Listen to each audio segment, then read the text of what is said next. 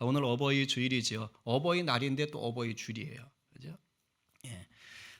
근데 이제 오늘 본문 내용은 사실은 그 어버이의 은혜를 뭐 생각하게 하는 내용은 아닙니다.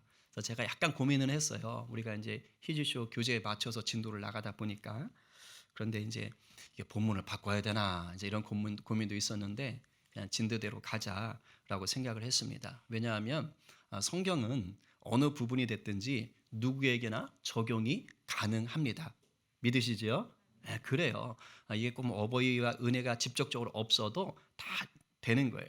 그러니까 오늘 본문 역시 모든 세대들에게 적용이 되는 동시에 또한 어버이 되신 성도들에게도 적용이 됩니다.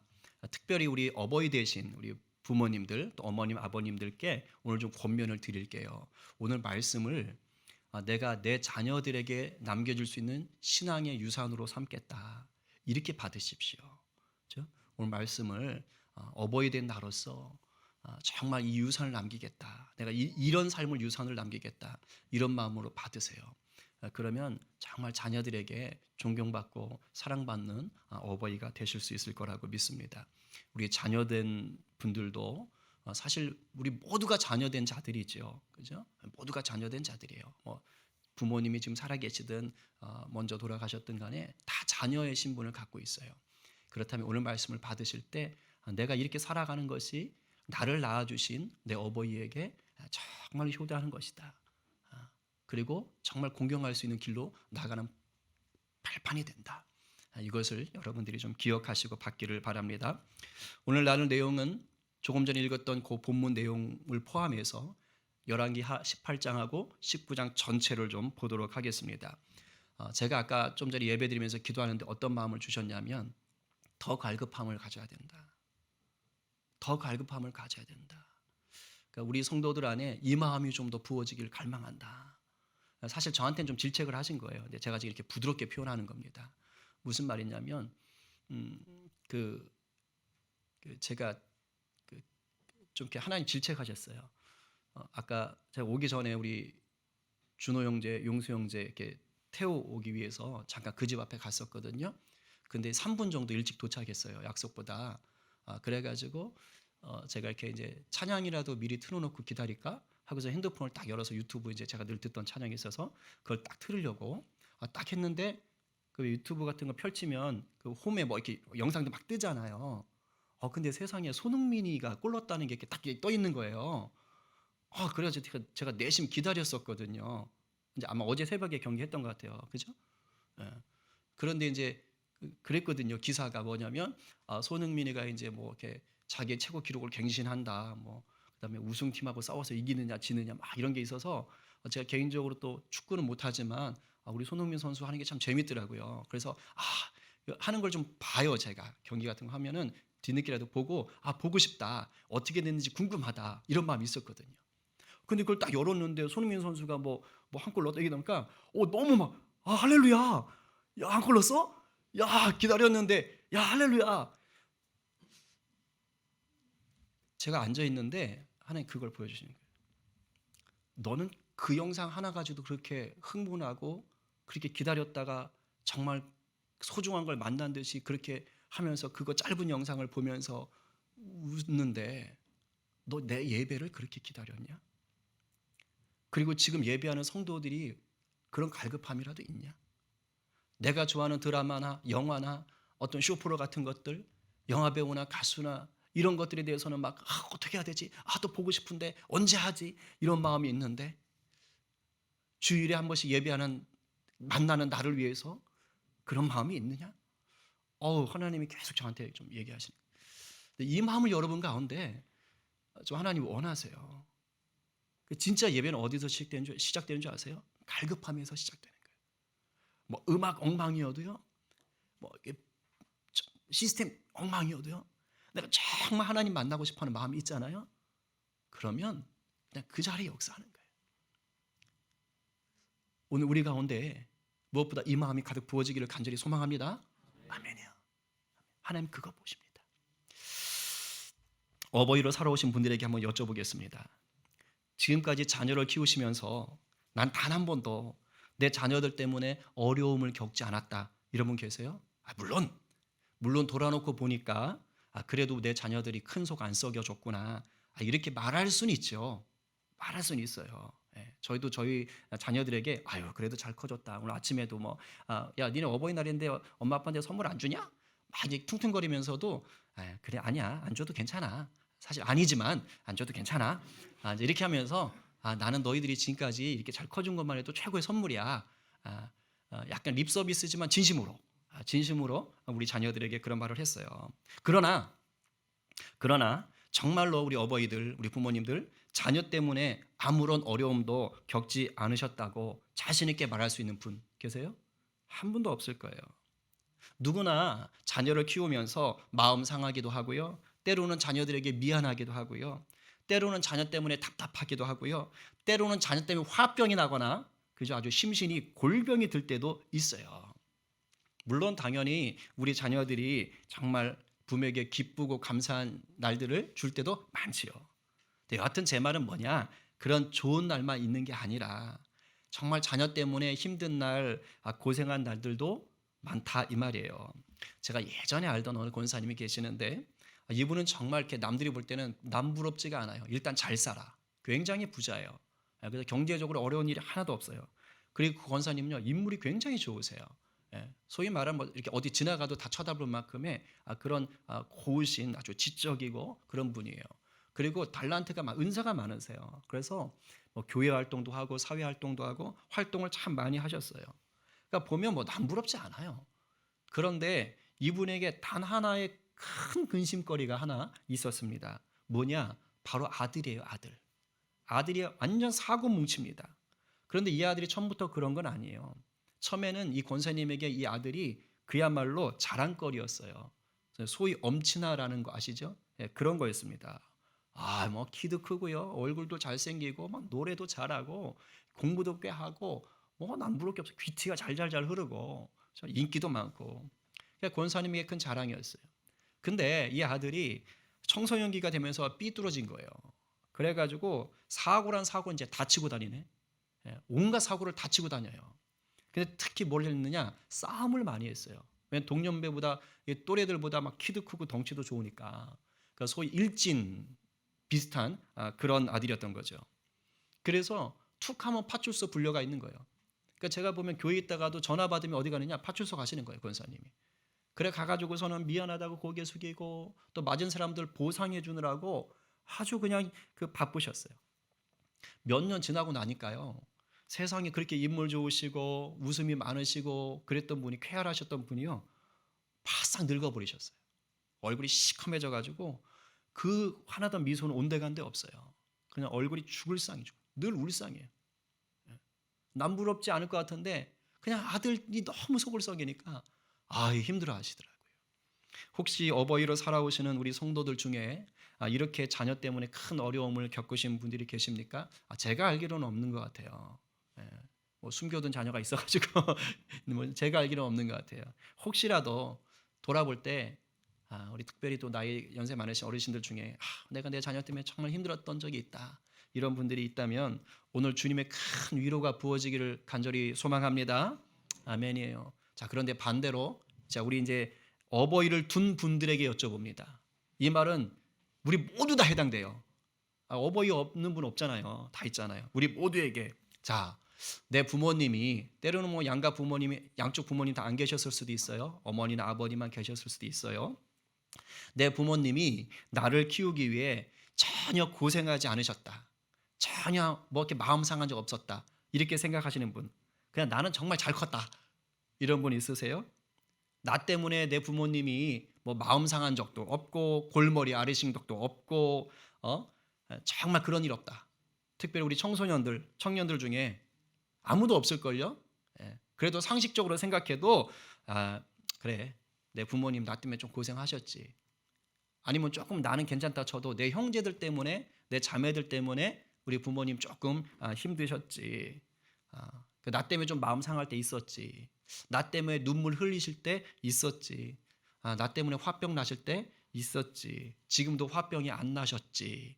뭐 이런 분들이 있을 수 있을 거예요. 이렇듯이 이 세상의 그 어떤 어버이도 고생이나 눈물 하나 없이 자녀를 키우는 분들은 없어요. 모든 어버이들이 이 고생이라는 돌짝밭을 지나가면서 거기에서요 자녀들을 키워 내시는 거예요. 참 귀한 거지요. 근데 물론 어버이들만 고생하느냐? 또 그렇진 않아요. 모든 사람이 고생의 돌짝밭을 일굽니다.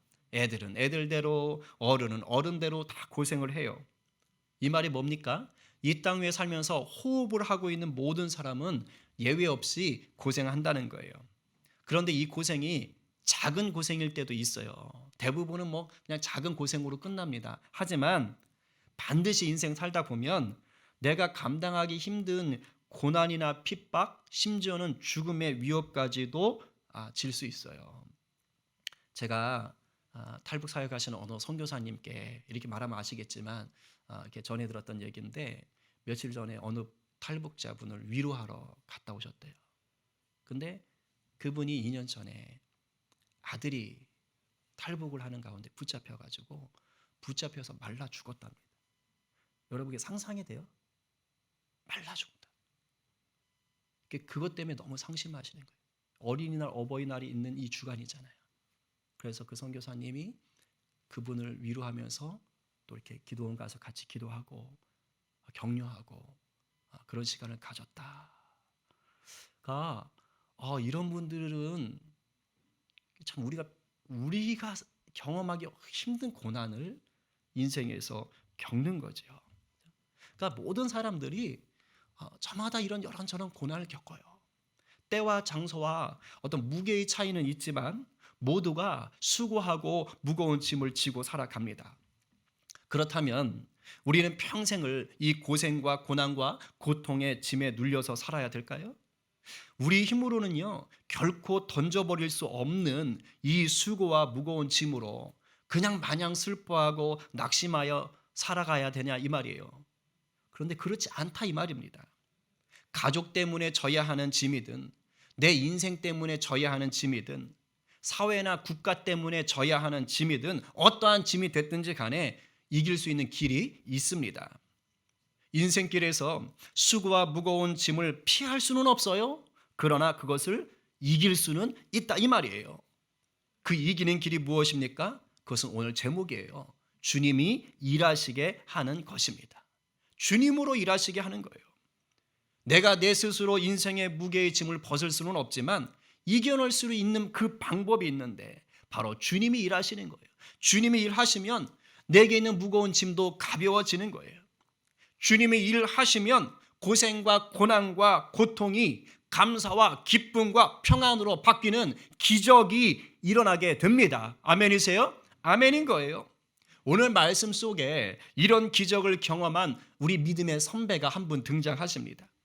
나라가 완전히 망할 수 있는 끔찍한 위기 속에서 우리 주님으로 일하시게 해서 위기를 벗어난 사람이에요. 누굽니까? 바로 히스기야 왕입니다. 히스기야 왕은 남쪽 유다의 13번째 왕입니다. 이 남유다는요 다윗 왕의 후손들이에요. 단일 왕조입니다. 하나님께서 다윗 왕을 보시고 특별히 아낀 왕조예요. 그리고 이 남유다에는 20명의 왕이 나왔습니다. 그런데 이 20명의 왕들이 모두 다 하나님 마음에 들었던 것은 아닙니다. 이 20명 중에 한 8명 정도가 선한 왕이다라고 얘기를 합니다. 그런데 8명이 아주 선한 건 아니고 그 중에서 특별히 하나님이 기뻐하셨던 왕이 2명 있어요. 그 2왕이 누구냐? 오늘 얘기하는 히스기야이고 다음 주에 얘기하게 될 16번째 왕 요시야 왕인 것입니다. 자, 히스기야 왕은요 남유다의 이 20명의 왕들 중에서 세 손가락 안에 드는 국가적인 위기를 경험했습니다. 그러니까 20명의 왕들 중에서 3명이 국가적인 큰 위기를 경험했다는 거예요. 자, 첫 번째 국가적인 위기는 언제 있었느냐? 솔로몬의 아들입니다. 이름이 뭐지요?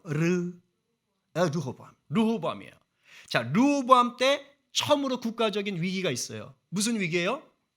나라가 하나였다가 르호보암 때 북쪽과 남쪽으로 갈라지잖아요. 나라가 갈라지는 그 위기가 있는 거예요. 그런데 르호보암이 잘했으면 안 갈라질 수 있었어요. 근데 르호보암 왕이 뭐 했어요? 교만했어요. 고집 피웠어요.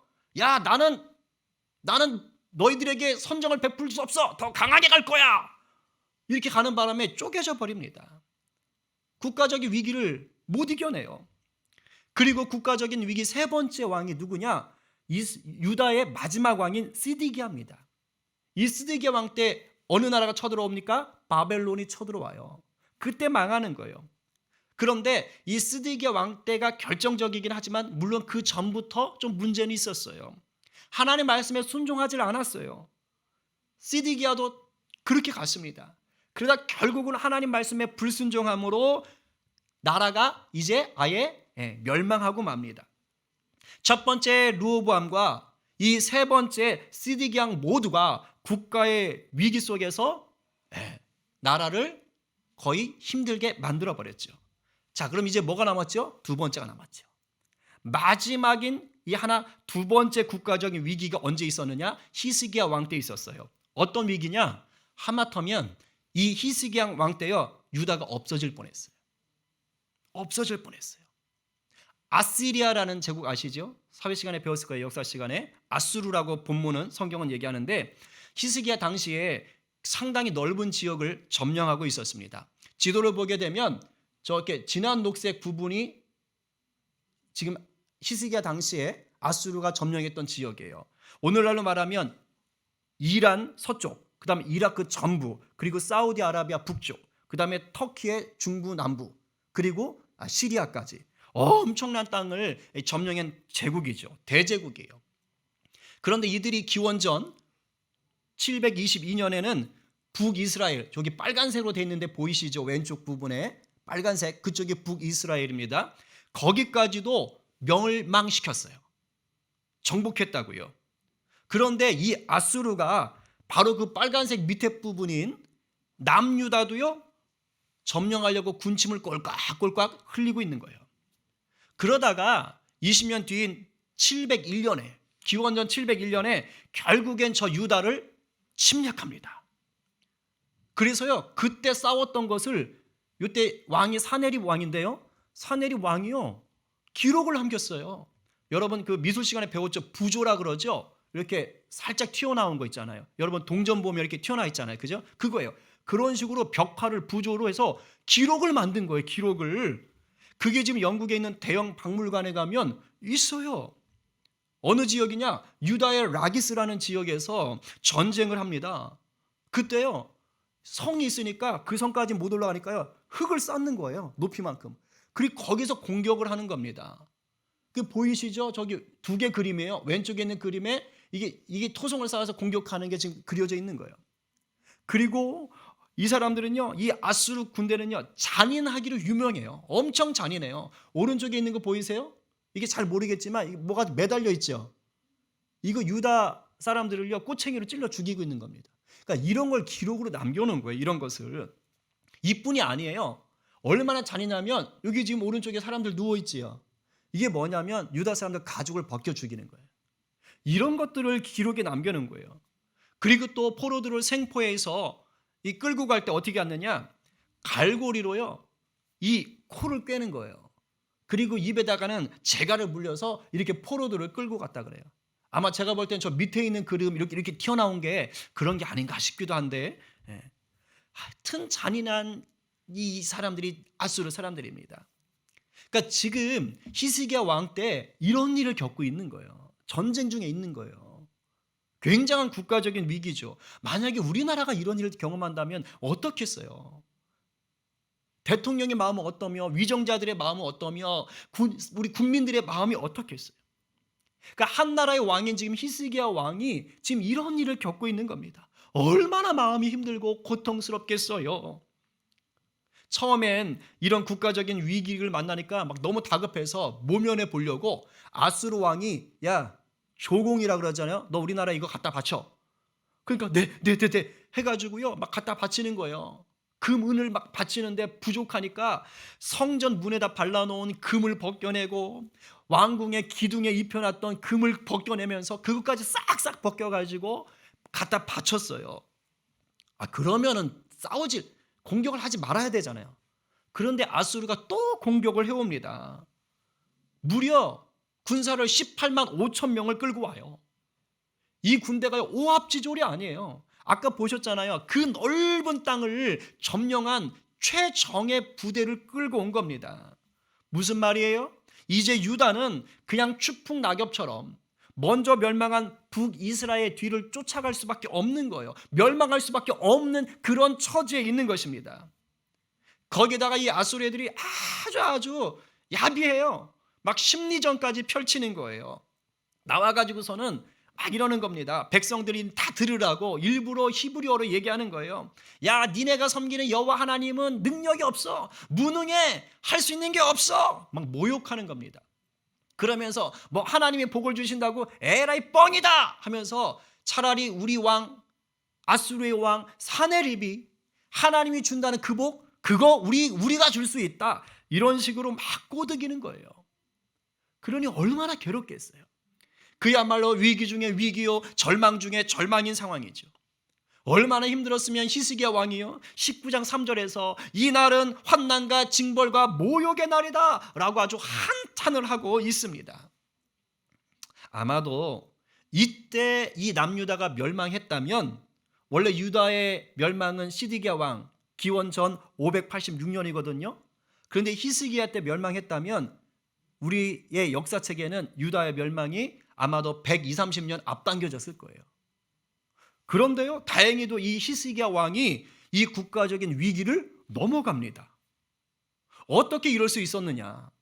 히스기야 왕이 탁월한 능력이 있어서냐? 아니에요. 첫 번째 국가적 위기와 세 번째 국가적 위기와 달리 히스기야 왕은요, 주님으로 일하시게 했다 이 말입니다. 주님으로 일하시게 했더니 국가적인 위기에서 주님이 나라를 구원하신 거예요. 그렇습니다. 주님으로 일하시게 하는 것이 영적인 원리예요. 우리 인생의 문제를 만날 때 주님으로 일하시게 하면 그 문제를 이길 수가 있는 겁니다. 자, 그렇다면 어떻게 하는 것이 우리 인생에서 내 주님으로 일하시게 하는 것인가? 우리 어버이들 또 우리 자녀들 명심해서 들으세요. 첫 번째 뭐냐? 주님을 온전히 의지할 때 우리 주님이 일하시는 거예요.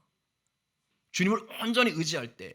히스기야는요, 하나님을 전적으로 의지했습니다. 하나님과 아예 연합해버렸어요. 우리 한번 말씀 읽어볼까요? 열왕기 하 18장 5절 6절 말씀 믿음으로 받습니다. 자, 시작. 히스기야가 이스라엘 하나님 여호와를 의지하였는데 그의 전후 유다 여러 왕 중에 그러한 자가 없었으니 곧 그가 여호와께 연합하여 그에게서 떠나지 아니하고 여호와께서 모세에게 명령하신 계명을 지켰더라. 아멘. 6절에는 연합하다, 여호와께 연합했다 말은 문자적으로 말하면 딱 붙어버렸다 이 뜻이에요. 딱 붙었다. 하나님한테 딱 붙어서 하나님만 의지하는 겁니다. 모든 것을 하나님 뜻대로 하나님의 마음으로 보고 하나님의 마음으로 느끼고 하나님의 마음으로 생각하고 하나님의 마음으로 말하고 행동했다 이 말이에요. 우리 주님이 주인 되시는 삶, 내 주님과 친밀함을 누리는 삶을 살았던 겁니다. 여러분, 우리 주님이 아무리 우리를 위해서 일하고 싶어도요, 우리가 주님으로 일하실 수 있도록 해드려야 돼요. 내가 나의 주인이 되어 있으면 내 마음대로 하기 때문에 우리 주님이 날 위해 일하실 수가 없어요. 우리 주님을 나의 주인으로 온전히 모시고 내 주님과 친하게 지낼 때만 주님이 날 위해 일하시는 줄로 믿으시기 바랍니다. 그런데요, 우리가 주님을 온전히 의지하는 건요, 잘 들으세요. 이 세상에서 지는 무거운 짐을 벗는 정도가 아니에요. 그래서 중요한 거예요. 이 세상 짐은요, 까짓것 육체의 호흡이 끊어지면 없어져요. 그렇잖아요.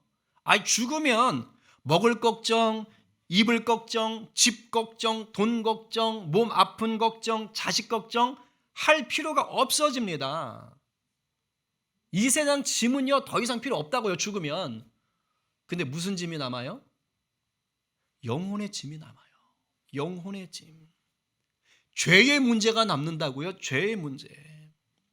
이 죄의 문제는 예수 그리스도를 주님으로 주인으로 모신 자만이 해결받을 수 있지요.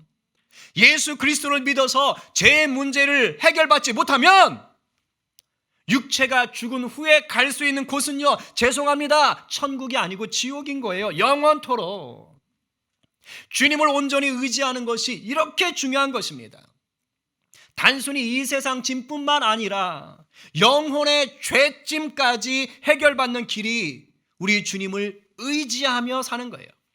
오늘 이 시간 우리 모두가 예수 그리스도를 나의 온전한 주인으로 모시고 내 주님만 온전히 의지하는 복된 성도 되시기를 간절히 소망합니다. 아멘이에요.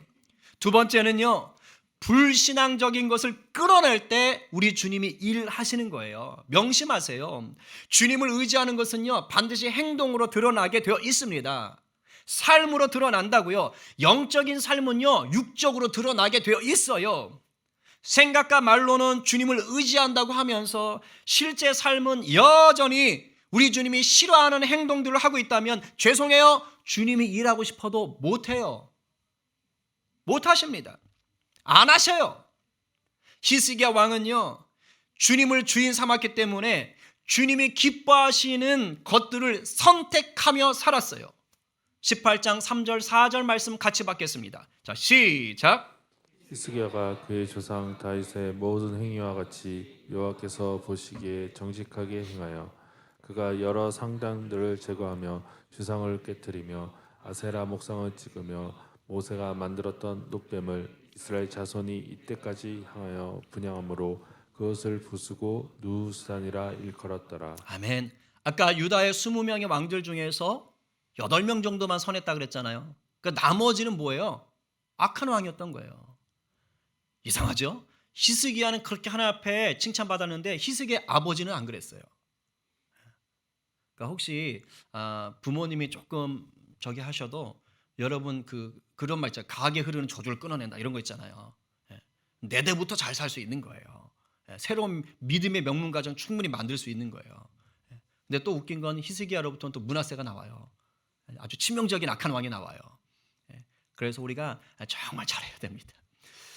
근데 히스기야는 아버지 때까지 있었던, 아버지도 해결 못했던 우상숭배, 막 아버지는 우상숭배를 했거든요. 막 성전 문 닫아 걸고 막 아주 나쁜 짓을 다 했어요. 근데 히스기야는요, 딱 마음을 정했어요. 나는 하나님만 섬기리라. 그래서 자기만 섬긴 게 아니라 왕이잖아요. 백성들도 하나님을 섬길 수 있도록 그렇게 정책을 피운 겁니다. 그래서 모든 우상을 싹 제거해버리고 정말 하나님만 예배할 수 있도록 그렇게 나라를 바꾸어 갔던 거예요. 하나님이 제일 싫어하는 게 뭐예요?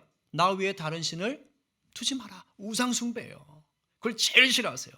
근데 이 히스기야 왕이 바로 하나님이 제일 싫어하는 것을 싹 제거한 겁니다. 그러니 하나님 마음이 얼마나 기쁘셨겠어요. 오늘 우리들의 삶은 어떻습니까?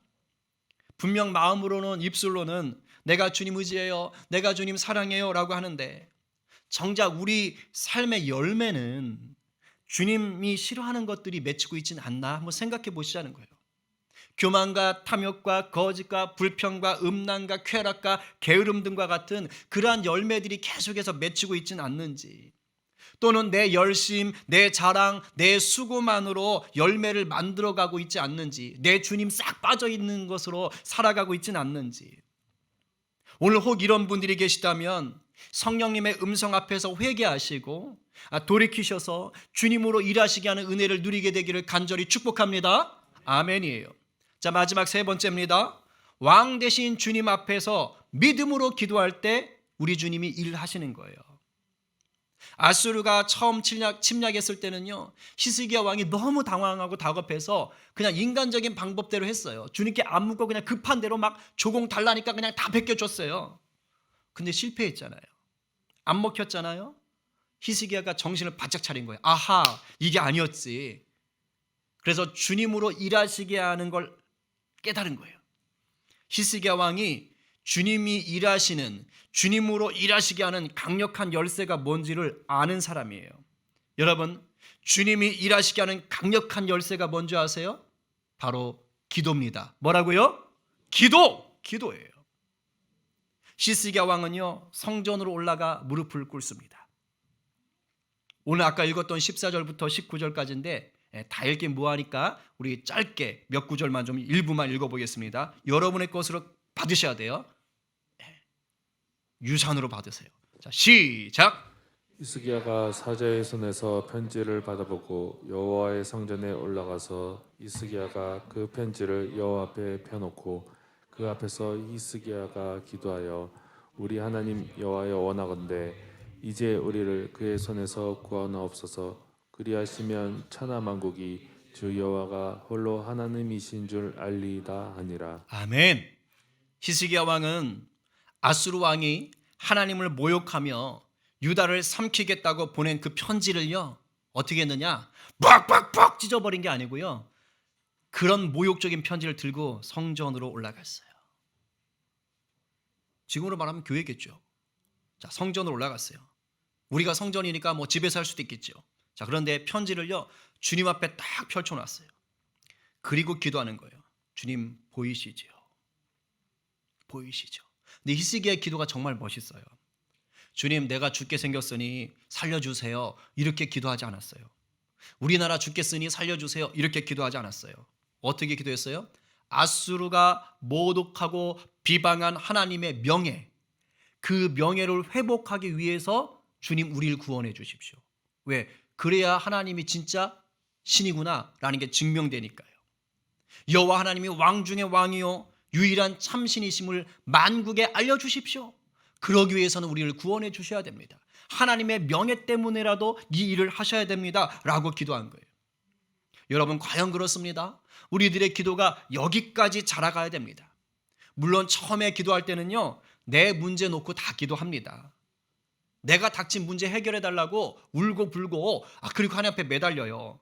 나 죽게 생겼어요. 내 자식 때문에 큰일 났어요. 내 가족 때문에 큰일 났어요 하면서 제발 살려달라고 기도하게 되는 거예요. 처음엔 다 그렇게 시작해요. 이 기도 주님이 들어주십니다.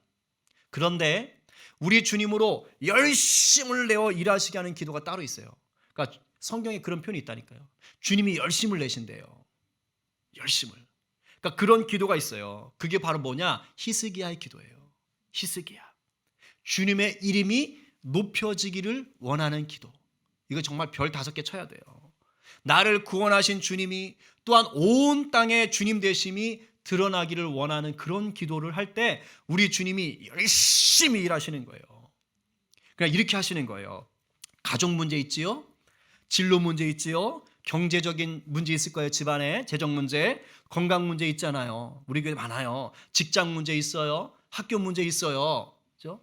이런 거 있을 때 그것이 뭐가 됐든 어떤 것이 됐든 간에 그 문제를 통해서 주님의 영광 드러나기를 기도하셔야 되는 거예요. 이제 아셨어요? 주님의 영광. 그러니까 문제 앞에서도 먼저 주님의 나라와 주님의 의를 구하는 자가 되어야 되는 거예요. 그럴 때 우리 주님이 아싸! 내가 간다! 하면서 즐겁게 일하시는 거예요. 성경에 그렇게 써 있어요. 주님께서 이사야 기도에 어떻게 반응하신 줄 알았어요? 19장 20절 말씀 같이 받겠습니다. 시작. 아모스의 아들 이사야가 히스기야에게 보내 이르되 이스라엘 하나님 여호와의 말씀이 네가 아수르 왕 사네립 때문에 내게 기도하는 것을 내가 들었노라 하셨나이다. 아멘. 들으셨죠? 들으셨어요. 히스기야 기도를 들었어요. 근데 사실은요 뭐냐면 주님은 이미 아수르를 심판하기로 계획하셨어요. 이거 그대로 우리에게 적용됩니다. 계획하셨어요. 그런데 주님은 뭐 하신 거냐? 주님이 일하실 수 있도록 뭐 하는 거예요? 주님의 마음을 움직일 사람을 찾고 계신 거예요. 기다리셨던 거예요. 그런데 히스기야 왕이 어떻게 한 거예요? 주님의 마음을 움직이는 기도를 한 거예요. 주님의 마음에 딱 맞아버렸어요. 그래서 주님이 이때다! 하고 일하시는 거예요. 근데 그게 얼마나 기분이 좋으셨으면 이사야 선지자를 통해서 이렇게 말씀하시는 거예요. 저 이 말 너무 좋아요. 31절 후반절 시작. 여호와의 열심히 이 일을 이루리라 하셨나이다 하니라. 아멘. 아멘. 가슴 안 뛰세요? 아니 여호와의 열심히 이 일을 이루리라. 여호와의 열심히. 그러니까 하나님이 그냥 행하시는 것도 감사한데 하나님의 열심이 있대요. 누굴 위해? 여러분을 위해. 여러분 자녀를 위해. 여러분의 부모님을 위해 하나님이 열심히 있는 거예요. 우리 주님이 엄청난 열심을 보여주십니다. 하룻밤 사이에, 그날 밤에 주님의 사자, 들도 아니에요. 사자, 단수입니다. 주님의 사자 한 명을 딱 보내가지고 18만 5천 명을요 그 자리에서 죽여요. 다음날 일어났더니 다 송장이 되었더라 라고 되어 있잖아요. 여기서 안 끝납니다. 그 열심히 싸움하던 사내리 왕이 갑자기 나 돌아갈래 무슨 소문을 들은 거예요. 그리고 고국에 들어가서 자기네 신전에서 제사한다고 제사하다가 아들들한테 죽습니다. 자기 아들들한테 살해를 당하는 거예요. 하나님이 이렇게 일하시는 거예요. 이제 정리하겠습니다. 그 누구도 이 세상 사는 동안에 수고와 무거운 짐을 벗을 수는 없어요. 스스로의 힘으로는. 왜요? 연약하거든요. 그래서 고생과 고난과 고통과 죄의 문제를 벗을 수 없어요. 이것을 내 힘으로 해결할 수 없다고요. 그러나 이길 수 있는 길이 있습니다. 뭡니까? 주님으로 일하시게 하는 거예요. 우리 주님이 도우시는 겁니다. 우리가 많은 수고와 무거운 짐 속에서도 행복과 평강을 누리려면 내 주님으로 일하십시오 하고 자리를 내어 드려야 돼요. 그러기 위해서는 어떻게 해야 된다고 그랬습니까? 주님과 온전히 하나 되어 주님만 의지해라. 두 번째는요, 생각과 말로만이 아니라 우리의 삶으로 불순종을 끊어내라. 그리고 세 번째, 주님으로 일하시게 하는 강력한 키가 있다. 뭡니까? 기도. 어떤 기도? 하나님의 명예를 살리는 기도예요. 하나님의 영광됨을 살리는 기도입니다. 오늘 예배하는 우리 모두가 주님의 열심히 우리를 향해 일하시는 것을 경험하는 복된 성도, 복된 어버이 되시기를 간절히 축원합니다.